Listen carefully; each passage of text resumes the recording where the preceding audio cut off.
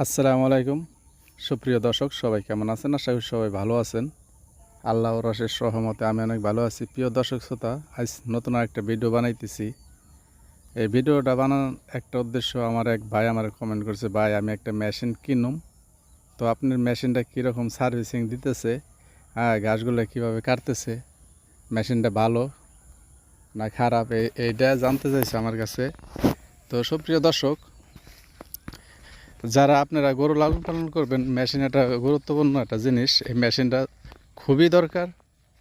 আর এই মেশিনটা মনে করেন আপনারা গরু লালন পালন করলে দেখবেন আপনাদের গরু একবারে ঘাস খুবই কম লাগবো। ঘাস মনে করেন অনেক বেশি ঘাস দরকার নাই। আপনি একটা গরুর জন্য মোটামুটি 15 থেকে 20 কেজি ঘাস আপনি ব্যবস্থা করতে পারলে হয়েছে। এইটাতে সুন্দর করে ঘাসগুলো পিস পিস করে আপনি গরুর সামনে দিলে খাইলে পেট ভরলো। কুড়ে বসে মিলিয়ে সব কিছু মিলিয়ে ঘাসগুলো দিতে হইব। তো যাই হোক বন্ধুরা, মেশিন আমার ওই ভাই জানতে চাইছে মেশিনটা কীরকম, ওই ভাইয়ের উদ্দেশ্য করে বলা। তো আপনাদের সবাই আপনারা শুনেন।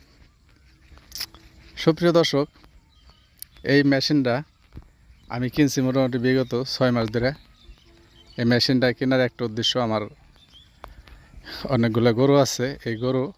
এই ঘাসগুলো কাইটে কাইটে গরুর সামনে দেবো, গরু খাইব। তো এই উদ্দেশ্য নিয়ে এই মেশিনটা কিনা। তো বন্ধুরা, এই মেশিনটা আমি চালাই যা পাইলাম, এই মেশিনটা চালাই পাইলাম একটা জিনিসই পাইছি। মেশিনটা গাছগুলো খুব সুন্দরভাবে কাটে, কিন্তু এই খের আছে না, খড় কয় অনেক যায়, কেউ বলে খের, তাই আমাকে এলাকায় আমরা খেরই বলি। তো যাই হোক, এই খেরটা এই মেশিনটা উপযোগী না। মানে এই মেশিনটা খেরগুলো কাটা বেশি সুন্দর হয় না, বেশি ভালো হয় না। তো গাছগুলো এই যে আমি কাটতেছি, দেখেন খুবই সুন্দরভাবে গাছগুলো খুবই দূরত্বভাবে কাটতেছি, স্পিড আছে, ভালোই খারাপ না। কিন্তু আমি এই মেশিন দিয়ে খের ভাঙ্গাই দেখছি, খের কাইটে দেখছি, খেরগুলো কিন্তু খুবই সমস্যা করে। আপনি খের যদি একটু বেশি দেন, দেখা যাইতেছে মেশিনের ভিতরে মেশিন পেঁচে বন্ধ হয়ে যায়। বুঝতে পারছেন বন্ধুরা? আমি আবারও বলতেছি, এই মেশিন দিয়ে খের কিন্তু উপযোগী না। তো আপনারা যারা গরু লালন পালন করবেন, খের এই মেশিন দিয়ে কাটার জন্য এই মেশিন কিনবেন না। এই মেশিন একমাত্র ঘাস কাটার জন্য খুবই ভালো।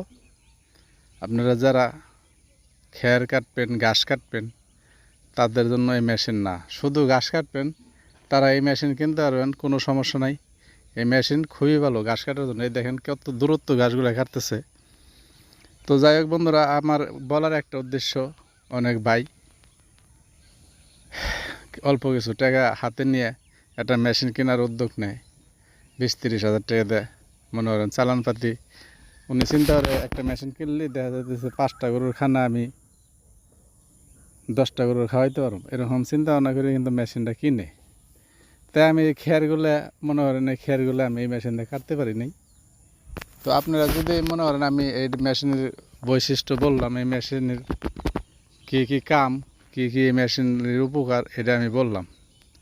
তো যাই হোক, এই মেশিন আমার কাছে ভালো লাগে নাই। আমি গরু পাললে আমার ঘাসও কাটন লাগবো, খেরও কাটন লাগবো। আর আপনারা যারা গরু লালন পালন করবেন, আপনাকে এই একই অবস্থা, আপনাদের ঘাসও কাটন লাগবো, খেরও কাটন লাগবো। তো শুধু ঘাস কাটার জন্য তো আর মেশিন না। তো মনে হয় না, আমি এই মেশিনটা আমার মনে মনে লাগে নাই, ভালো লাগে নাই। তো এই মেশিনটা আমি এই গাছগুলো খুবই মজা পাই কাটতে, কিন্তু খেরগুলো কিন্তু আমি কাটতে পারি না, খুবই দুঃখে আছি।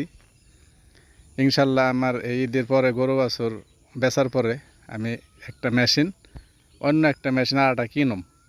তো আপনারা এই মেশিনটা খুবই ভালো ঘাস কাটার জন্য। তাই আপনারা যারা এই মেশিনটা কেনার জন্য চিন্তা ভাবনা করতেছেন, আপনারা চাইলে কিনতে পারেন। আর আমার কাছে ভালো লাগলো না, কিন্তু খেরগুলো কাটা যায় না, ঘাসগুলো ভালোই কাটা যায়। তাই আপনাদের ইচ্ছায় আপনারা যেটা কিনেন দেখে শুনে কিনবেন। তো সবাই শরীরের প্রতি খেয়াল রাখবেন, ভালো থাকবেন। আসসালামু আলাইকুম।